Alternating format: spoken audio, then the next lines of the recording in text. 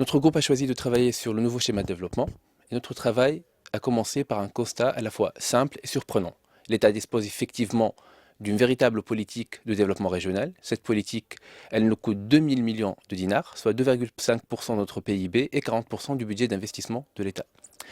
En dépit d'une telle politique, les disparités régionales persistent et s'aggravent même. En témoignent deux chiffres. Le premier, celui du nombre d'entreprises étrangères installées. Dans le Grand Tunis, ce nombre est de 1080. Dans le nord-ouest, par exemple, ce nombre est d'une trentaine d'entreprises. Un deuxième chiffre, le taux de chômage. Il varie de 6% dans un gouvernement comme Monastir à 28% dans un gouvernorat comme Gafsa. Donc, ceci témoigne que la politique qui est celle de l'État depuis des décennies a atteint ses limites, voire même a failli. Ceci est corroboré aussi par l'écoute des principaux intéressés, c'est-à-dire les investisseurs, qui ne placent les incitations fiscales et financières qu'à la sixième position des facteurs qui les inciteraient à investir dans une région ou dans une autre. Donc, nous avons décidé de proposer une policy paper qui est axée sur une politique volontariste de l'État qui devrait investir dans un package de services minimum de santé avec une structure sanitaire accréditée, d'éducation, de TIC avec un appel d'offres pour les opérateurs télécoms destinés aux régions de développement prioritaire et d'administration avec un guichet unique regroupant les services administratifs indispensables pour l'investissement et encore un interlocuteur unique pour l'investisseur dans les régions. Donc tous ces projets seront financés par par un partenariat public-privé qui sera financé par la CDC à hauteur de 80%.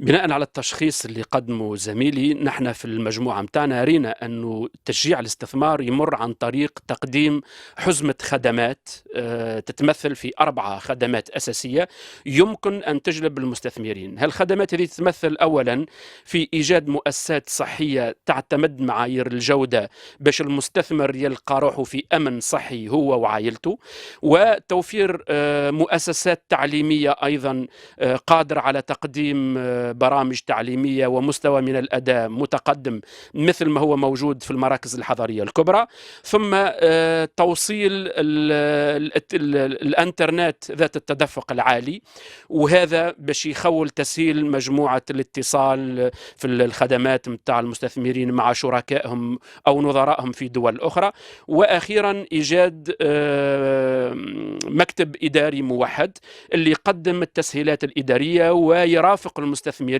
في كل ما يستلزموه من خدمات إدارية.